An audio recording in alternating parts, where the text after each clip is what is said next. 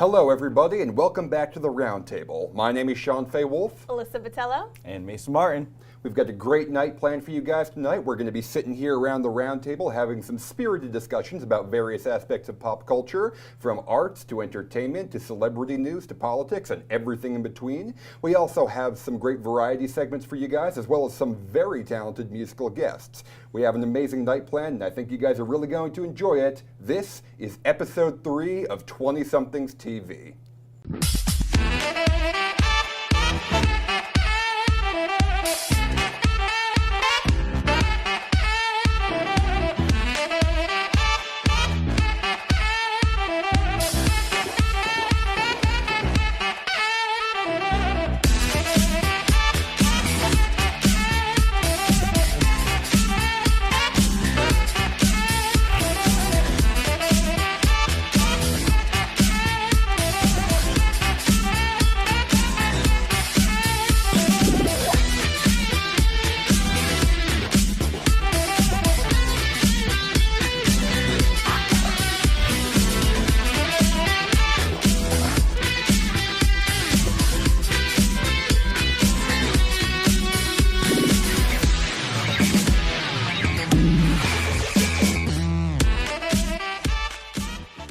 For our first topic of discussion of the night, we have the recent NAACP Image Awards. Mason, would you like to tell us more about that? I would.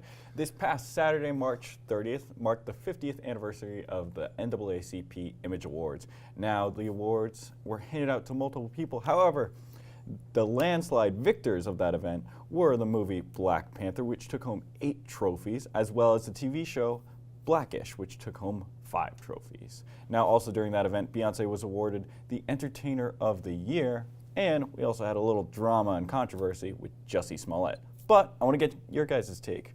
Do we like what came out of the awards? Do we like the winners? What are our thoughts? I wasn't surprised that Black Panther almost swept the board, because I feel like at the Oscars they kind of got snubbed and people are upset about that, and at this event that's kind of where they could shine.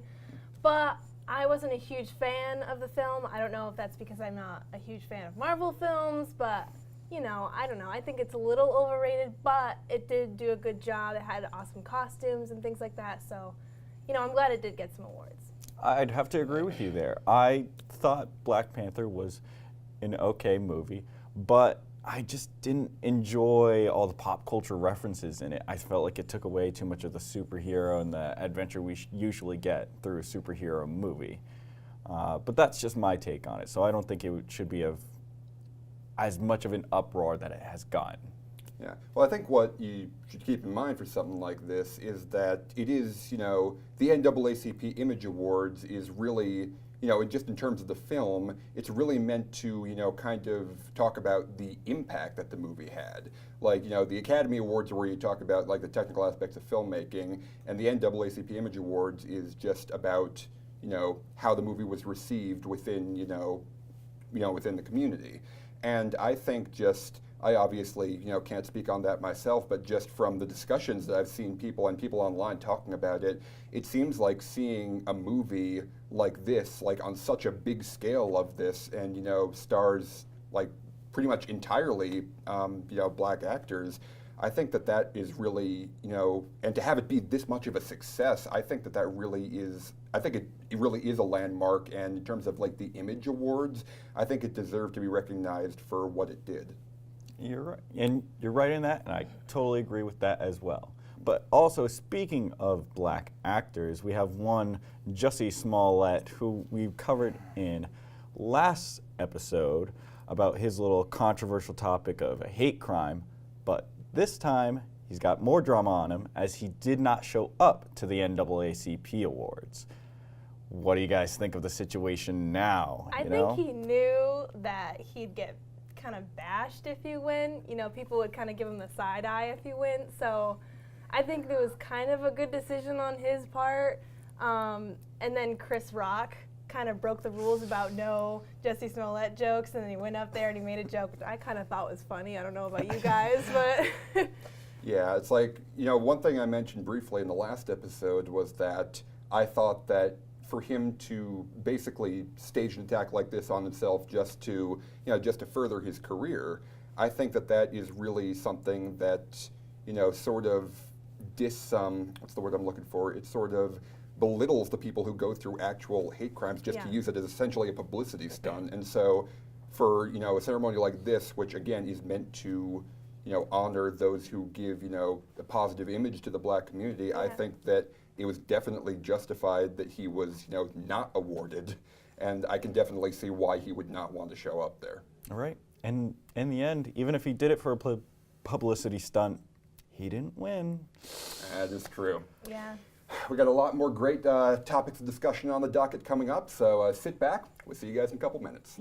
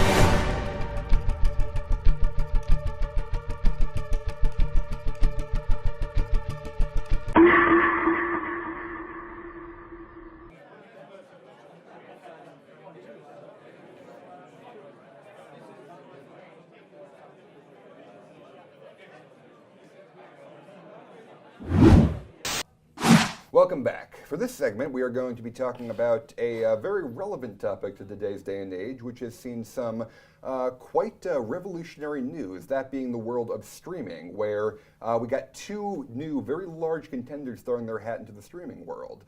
These being Apple TV Plus as well as Disney Plus. Apple TV Plus is going to be a new streaming service, obviously, helmed by Apple, and they're going to be producing original content similar to Netflix, which incidentally has also recently announced that they are going to be shifting to original content only. Then you also have Disney Plus, which is the new one, which, as you would expect, is going to be showing, all of the Disney properties, or at least the family-friendly ones. And then, of course, rounding it all out, you also have the classic Hulu, which is going to be covering all the shows that are, from all the original networks, the cable networks. So on this topic, what do you guys think about this? Do you think this is too many streaming services? Do you think it's not enough? Just go ahead, tell me your thoughts. It's definitely a sign of the times. We're definitely viewers that want everything right now, right here.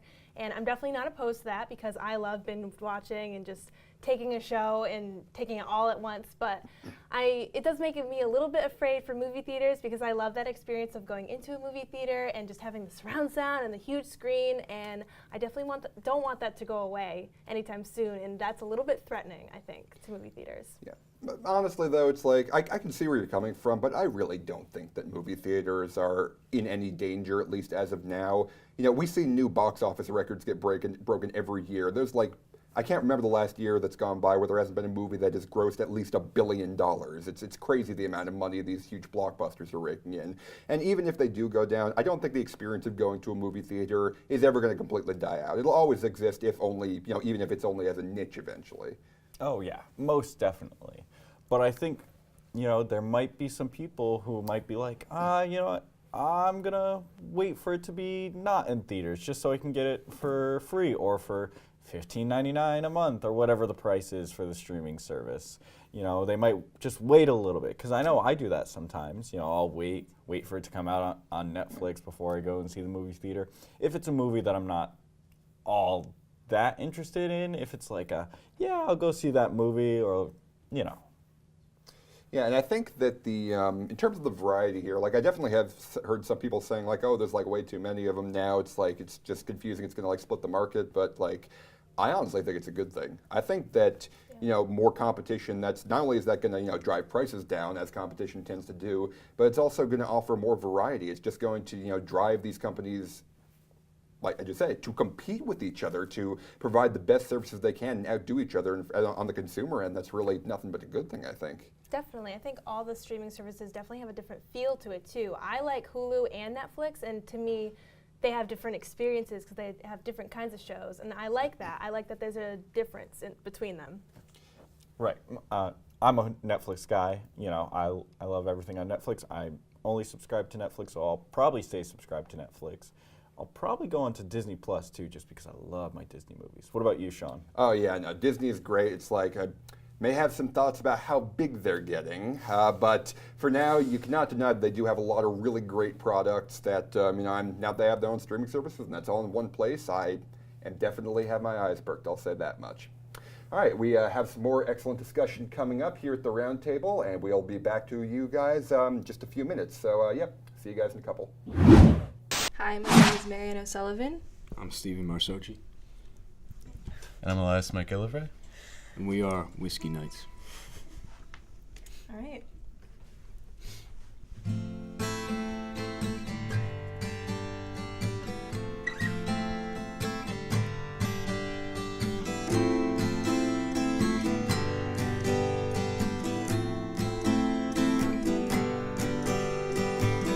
Now here you go again, you say you want your freedom.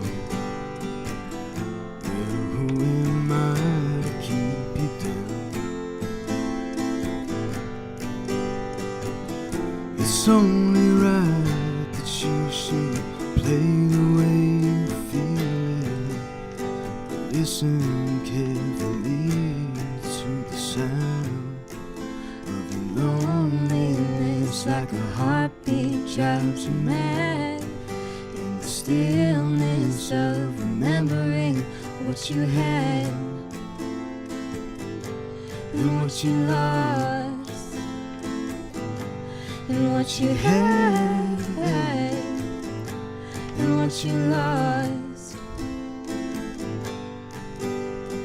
Thunder only happens when it's raining. Players only love you when they're playing. Say women, they will come and they will go. When the rain washes you clean, you'll know. You will know.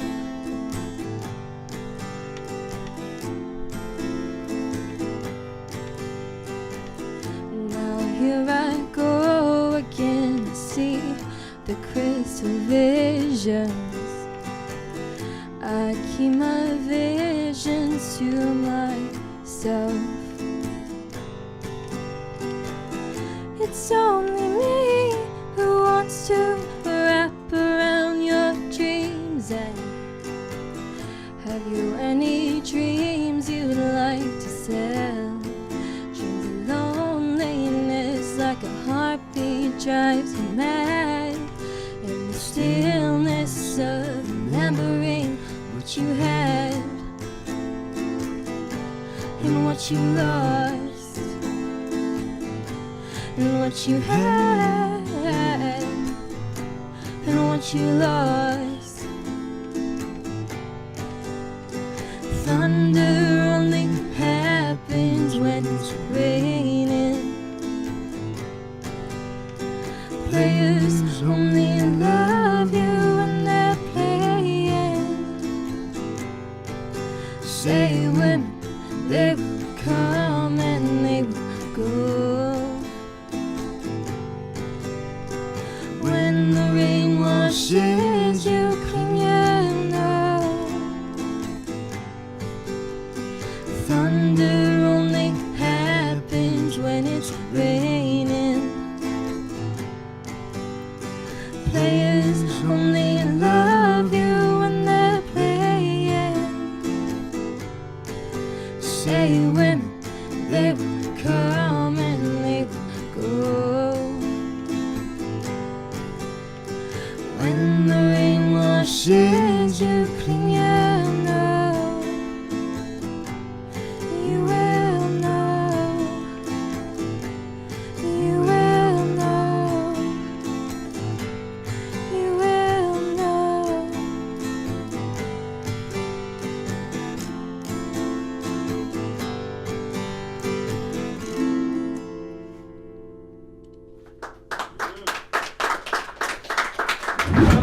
All right, and last but not least tonight, we have some news coming out of the great state of Massachusetts. And I think we're going to let Alyssa tell us a bit about that. So what is it? What's going on in Massachusetts? So, on March 25th, Republican Governor of Massachusetts, Charlie Baker, said that even though the federal government will be cutting the funding to Planned Parenthood, Massachusetts will continue to fund it.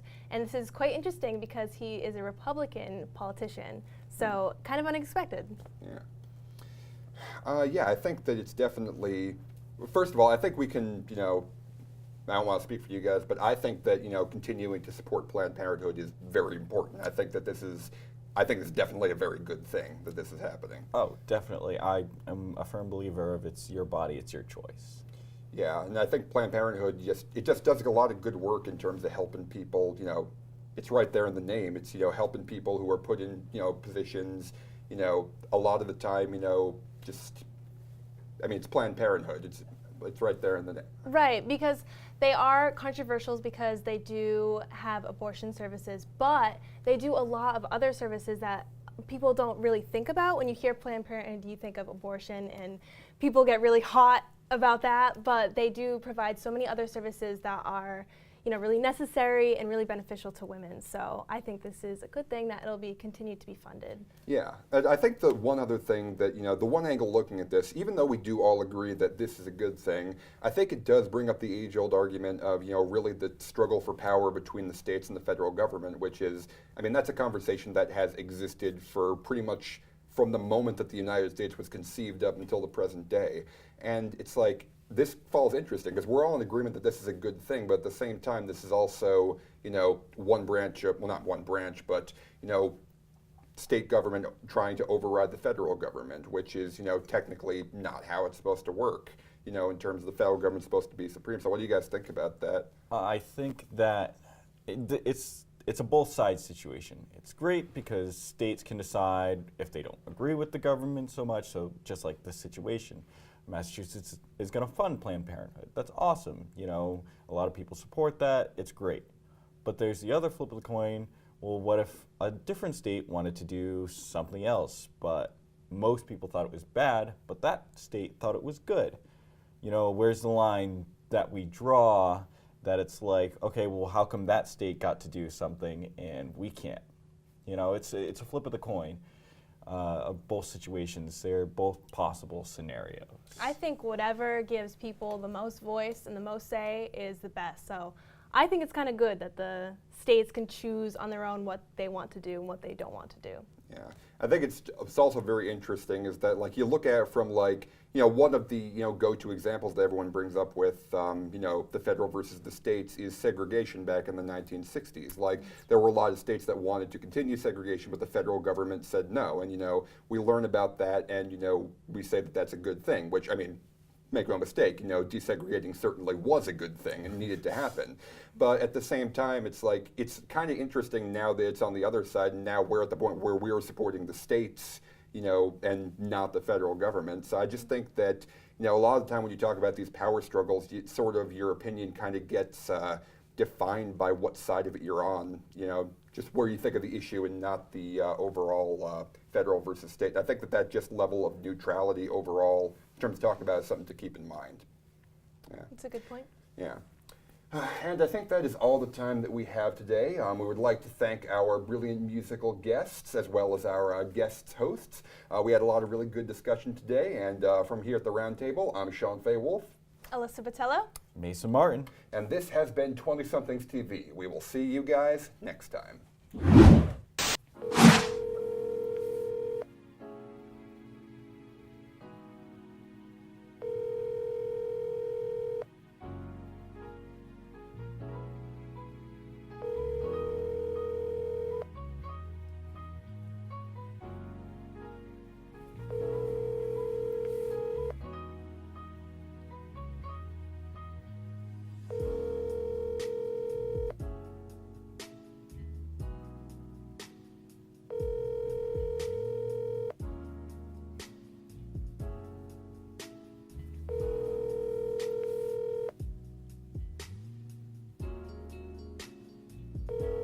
Hello?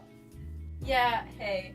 So, since the equinox happened, is it officially time to dump winter colors? Are darker colors no longer in? It's cold out though, so what the hell does that mean? Jesus, man, calm down. There's no rule book or anything.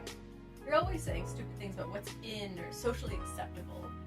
Those are just like conventions, preferences. The fashion police won't come after you or anything if you do your own thing. Are the fashion police responsible for makeup-related crimes? I believe it's under their jurisdiction, yes. But anyway, remind me again why you've forsaken your classic lip gloss and mascara look. Don't get me wrong, it's great that you're trying new things, and I'm incredibly flattered I'm your chief authority on this, but why the sudden change? Well, like you said, try new things and stuff. I feel like I'm like behind, you know? Like as a woman. That's a little bold. Dress and look however you want. Don't feel like you have to just because someone expects it. You know? Like fighting the patriarchy and stuff. Yeah, I know. Obviously. I don't know, I want to. I feel like I fell behind. Like everybody learned how to do it in middle school, but my parents weren't into it. So I never bothered. I want to get out there again. Try something. Something new. The old is fine, I just need something new. What are you wearing? Excuse me? It's a bit early for such risque calls, isn't it? Shut the hell up. You know what I meant. What are you wearing tonight, dumbass? That dress I ordered online last week. The dark blue one. It fit? Yeah, it did. Okay, then yeah, I go for neutral colors. There should be a dark pinkish one in the blue bag. It's in a toque. Rendezvous? That's it. Stick to nude colors on your eyes too. Nothing too dramatic. A beige on the whole lid and maybe darker brown in the corners. That's more of a dinner movie vibe. Oh, and for the love of God, don't forget the blush this time. Right, I won't. Thanks again. No problem. Just remember, this is for fun. Don't feel like you have to do anything you don't want to. I know. I want to try, I think, and then decide. Right on. Well, good luck, fair soldier. I'll see you on the other side. Text me if you need anything. Will do.